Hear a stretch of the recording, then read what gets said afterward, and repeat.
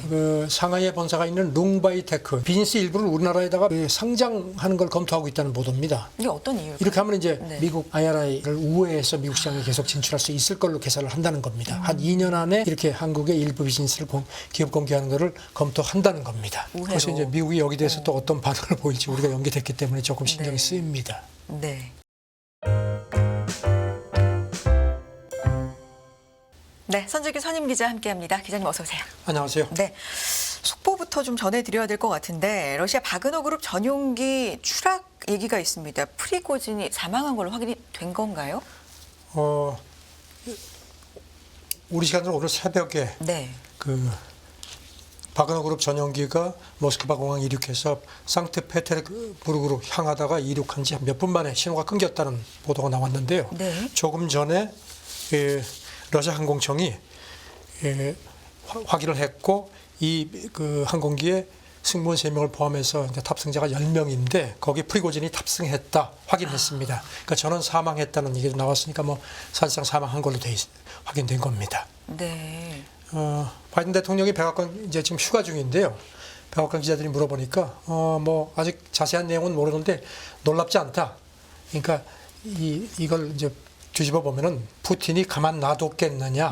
뭐 기억하시지만 지난 6월 말에 네. 그 항명 쿠데타 했다가 실패했었죠.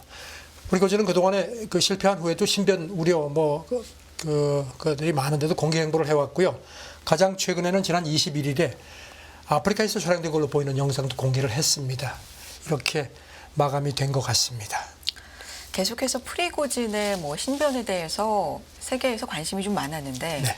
결국에는 비행기 바그너 전용기 추락으로 인해서 전원 사망 소식이 오늘 새벽에 이제 관심은 이제 전해졌네요. 푸틴이 네. 과연 여기 관여를 했겠느냐는 건데 그런 아마 관측들이 많이 나올 것 같습니다. 제가 지켜보겠습니다. 네. 이게 사실 전용기 추락 원인 같은 건 아직 뭐 자세한 소식은 전해지지 않지만 네. 뭐 푸틴이 그랬을 글쎄요. 거다라는 그런 추측이 관측들이 네. 나올 겁니다. 추가로 좀 전해주시고요. 다음 얘기해 보겠습니다. 후쿠시마 오염수 방류 해외 반응 추가로 좀 전해주실 텐데 주일 미국 대사 31일 후쿠시마 방문 얘기가 있네요. 교도통신 전화 인터뷰를 했는데 오는 31일 후쿠시마 현에 있는 그 소마시에 가겠다. 그래서 거기 어민들도 만나고 그래서 어떤 안전하다는 걸 보여주겠다. 그리고 그 지역에서 잡은 생선을 식당에서 먹겠다고까지 얘기를 했습니다. 네. 이번 방문 목적에 대해서 일본이 체계적으로 그동안에 어떤 그 절차를 해왔고 여기에 대한 신뢰를 표현하기 위한 거다. 그리고 일본이 올바른 길로 가고 있다고 아주 거듭 강조를 했습니다. 네. 그러니까 방문 목적에 대해서는 좀 지지를 보여주기 위한 것이다라고 좀 네. 드러내놓고 얘기를 했네요. 중국 비판에 대해서는 어떤 반응이 중국 비판에 대해서는 중국이 그 무모하다. 그 일본이 후쿠시마 원전 사고 후에 국제적으로 책임있는 국가로 행동해 왔다고 강조를 했고요. 브링컨 국무장관도 지난 15일 브리핑할 때 같은 얘기를 했습니다. 미국이 일본 계획에 만족한다. 그리고 안전하고 국제원자력기구를 포함한 국제 기준에 부합한다고 그렇게 밝혔습니다. 네.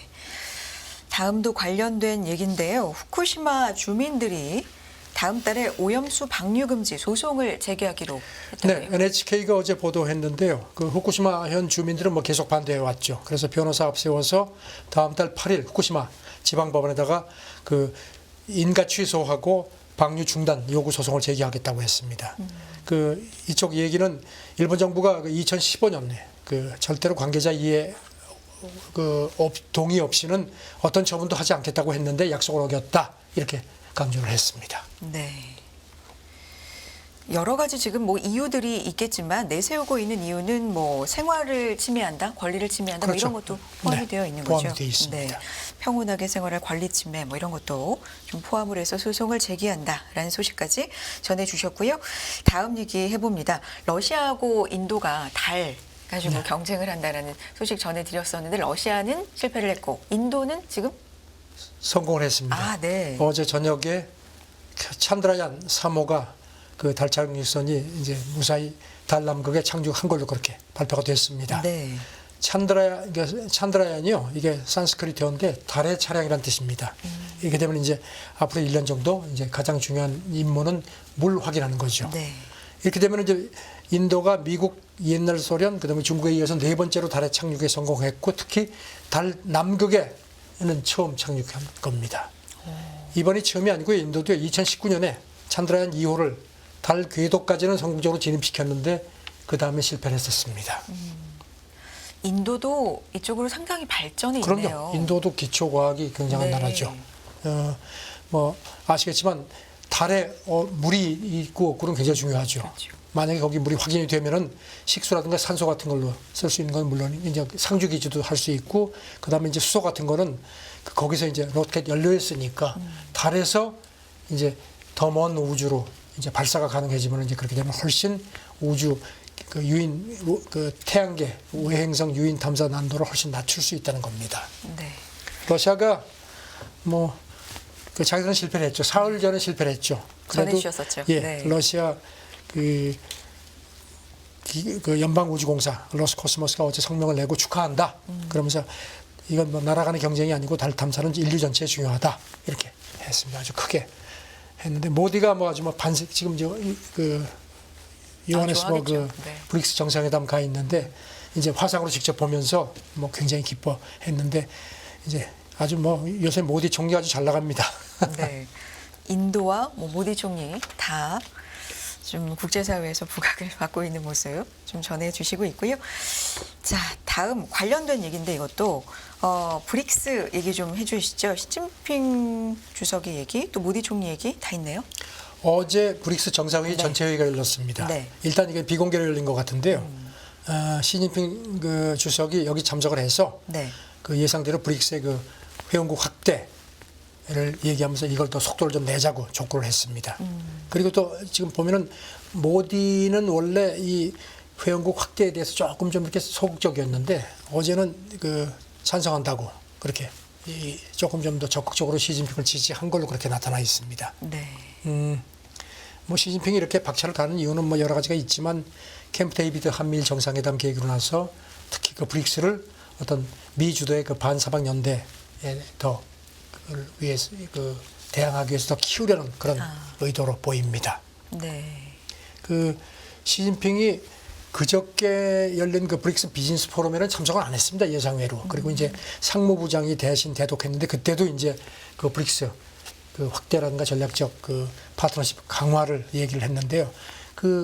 그날 참석을 안 한 게 지금 보면은 룰라는 끝까지 그렇게 브릭스를 확대해가지고 그것까지는 좋은데 그 미국 주도 반사방 연대로 하는 건 그건 반대한다는 입장을 계속 얘기를 한 모양입니다. 그러니까 이제 시진핑이 좀 불편했던지 그 자리에는 참석을 안 했는데 어제 전체 회의는 와서 이렇게 했고 모디가 조금 좀 시진핑 쪽으로 조금 더 이렇게 좀 더 기운 걸로 그렇게 관측이 됩니다.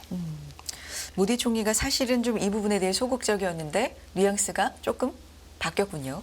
그런 걸로 보입니다. 네. 지금 뭐 여러 가지 얘기가 있는데 지금 그 브릭스 가입 신청을 한 나라는 한 22개국으로 되어 있고요. 그다음에 비공식적으로 가입하고 싶다는 의향을 보인 나라까지 합치면 한 40개국 정도. 네. 그런데 지금 그 타스 통신이 어젯밤에 소식통이 그랬다 하면서 전했는데 브릭스가 이번에 한 3나라에서 5나라 정도를 신규 회원국으로 가입시키는 것을 결정을 해서 발표할 것 같다.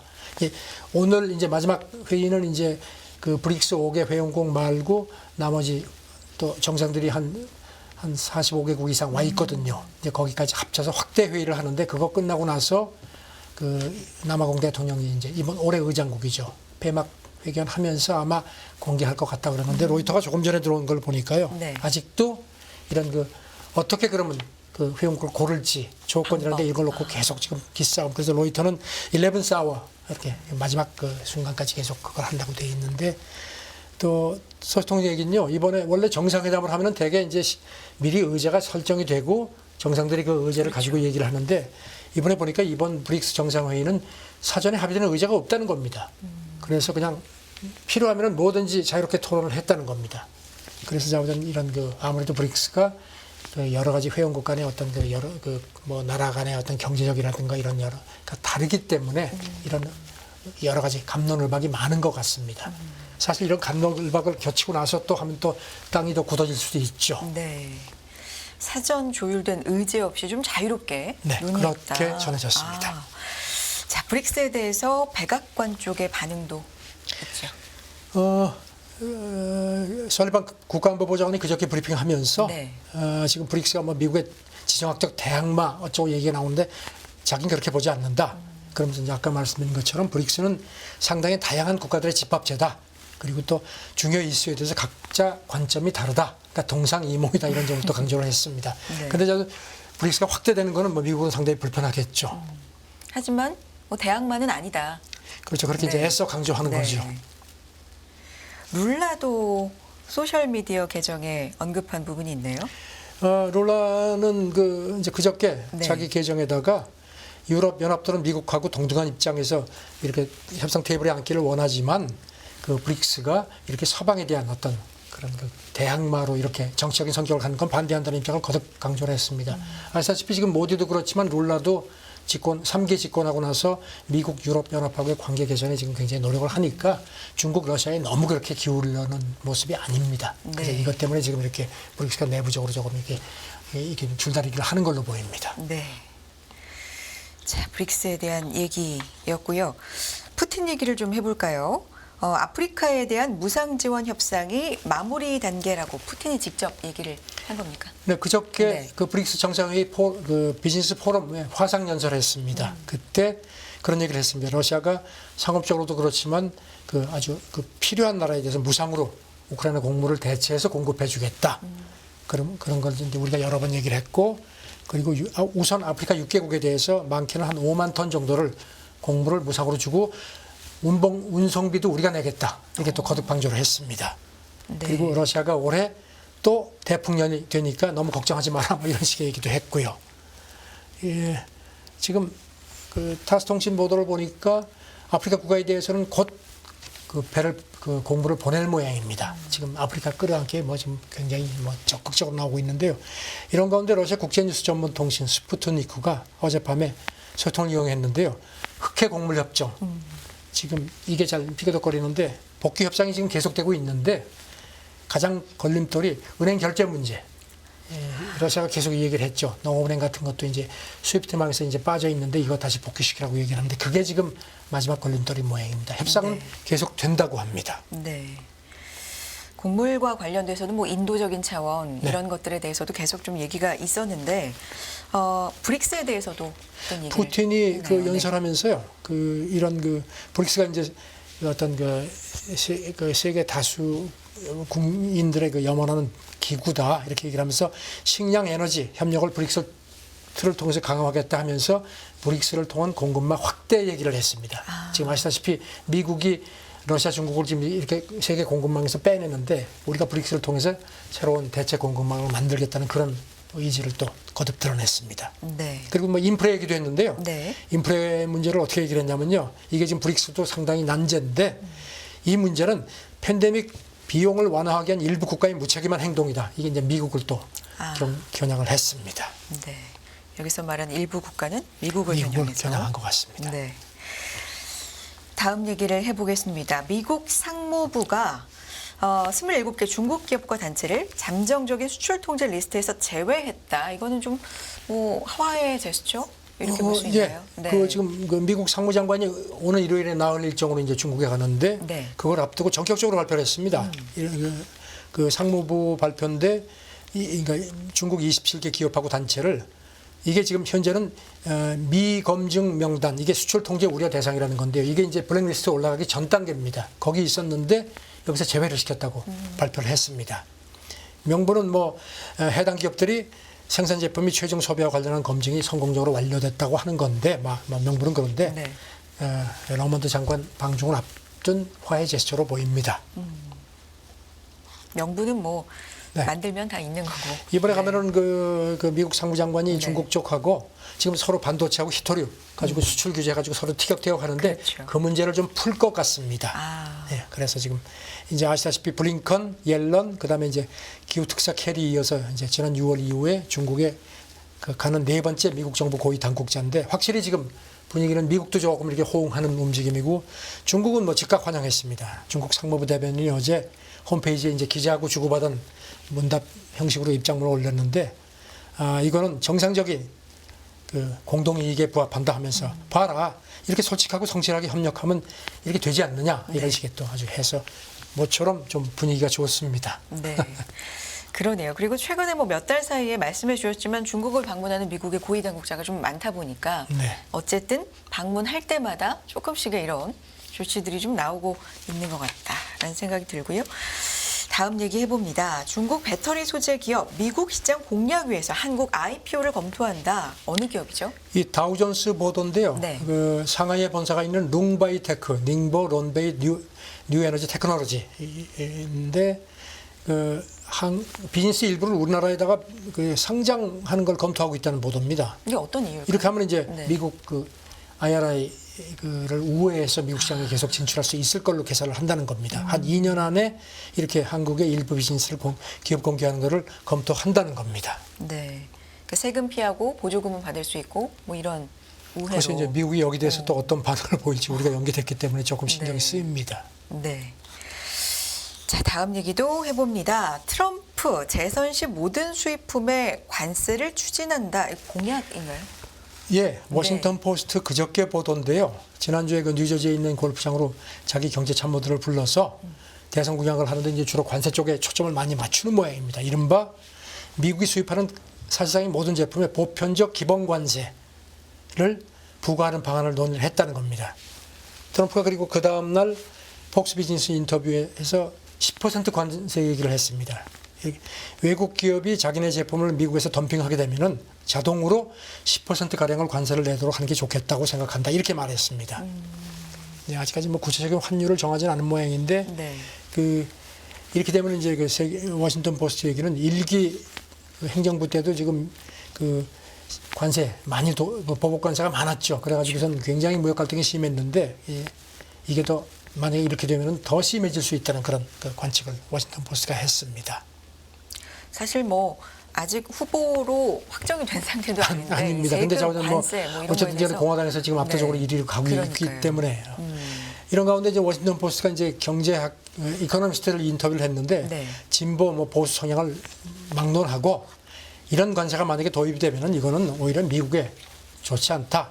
이렇게 아주 일제히 좀 반대 목소리를 냈다는 겁니다. 그 피터슨 국제연구소 소장 얘기도 이 사람은 미치고 끔찍한 짓이다.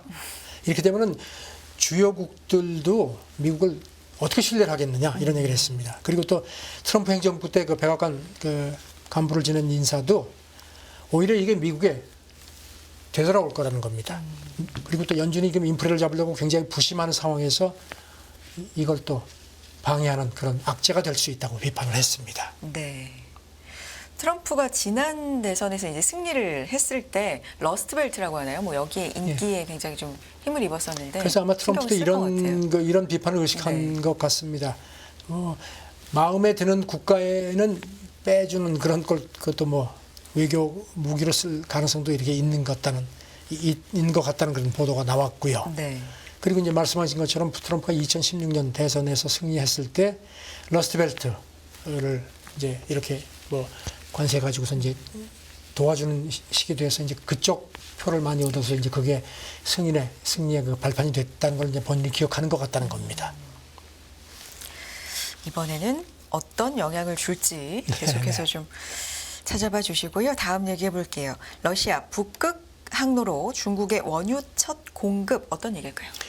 러시아가 그동안 수에즈 운하 통해가지고 이렇게 오는 거는 이제 시간도 많이 걸리고 네. 또 여러 가지 또 뭐 제재하고도 연계돼 있고 하니까 북극이 해병이 되니까요. 이제 그래서 북극 항로 개발에 굉장히 이제 투자를 많이 했는데 그리고 지난달에 처음으로 그 저쪽 그 북서부 발트해 쪽에서 북극해를 통해서 한 20만 톤 가량의 실은 유조선 2척을 중국으로 보냈다는 겁니다. 지금도 아마 거의 오고 있는 모양입니다. 네. 그런데 이렇게 되면 이제 항로도 짧아지고 하는데 사실상 이 소식통들 얘기는요. 그 북극해가 아직도 그 얼음이 두터워서 쇠빙선이 앞에서 얼음을 깨면서 가는데 실상은 이렇게 되면 이제 정상적이면 이제 발트해 연안 항구에서 중국 그 산둥성 르자오까지 수에스 운하를 이용을 하면 한 평균 50일 정도 걸리는데 북극 항로는 이것보다도 훨씬 짧게는 한 열흘 정도가 절약이 되긴 하는데 네. 말씀드린 것처럼 아직은 여건이 썩 좋지가 않다는 겁니다. 그래도 자우전 러시아는 계속 투자할 거다. 가장 이제 안전하고 가장 매력적인 경로라는 점을 강조를 한다는 겁니다. 네. 그리고 앞으로 10년간 이 항로 활성화에 우리 돈으로 한 25조 원을 더 투입할 계획인 걸로 그렇게 보도가 됐습니다. 러시아는 이걸 통해서 현재 지금 이제 이쪽 유럽 쪽에서 아시아로 보내는 화물 물동량이 한 해 한 3천만 톤 수준인데 2030년까지 한 6배 이상 1억 9,400만 톤 정도로 늘리려는 계획이라는 겁니다. 그렇군요. 자, 간단하게 마지막까지 뉴스까지 보겠습니다. 캐나다 주택난 해결 위해서 유학 비자 상한을 고려하겠다? 어떤 얘기죠? 캐나다가 지금 땅은 큰데 인구가 한 4천만 명이 안 되니까요. 네. 인력이 너무 부족하죠. 그래서 이제 캐나다는 유학 비자 같은 것도 굉장히 관대하고 이민도 굉장히 관대한데 주택난 때문에 그래가지고 지금 내년 이제 곧 선거가 있는데 그러니까 이제 야당 보수당 쪽에서 자유당이 도대체 뭐 하느냐 하니까 이 신입 주택 시장이 유학생 비자를 조금 제한하는 걸 방안의 하나로 검토하고 있다. 그러니까 결정된 건 아니라는 겁니다. 왜냐하면 집이 워낙 부족하니까. 네. 그래서 지금 유학생이 많이 늘어나는 모양입니다. 캐나다의 외국 유학생이 2012년 같은 경우는 한 27만 5천 명인데 작년에 한 80만 명 이상이라고 합니다. 그러니까 이렇게 좀 주택난 때문에 캐나다 유학 가는 유학 비자 받는 게 좀 어려워질지도 모르겠습니다. 아직 결정된 건 아닙니다. 네. 캐나다의 유학을 생각하시는 분들은 요 뉴스가 조금 신경이. 그럼요. 캐나다 같은 경우는 이제 쓰이시죠. 유학 후 취업이 훨씬 용이해서 상당히 선호가 되는데 이게 어떻게 될지 좀 추이가 궁금합니다. 네. 주택난 해결을 위해서 유학비자 상한을 고려한다. 캐나다의 얘기까지 해봤습니다. 선재규 선임기자 함께했습니다. 기자님 감사합니다. 네, 감사합니다. 끝없는 위기 속 기회는 언제나 숨어 있습니다. 성공한 투자 고수들과 나눈 투자의 철학. 다가올 기회를 잡아내는 부의 만찬으로 여러분을 초대합니다. 푸짐하게 한 상 차려놓았습니다.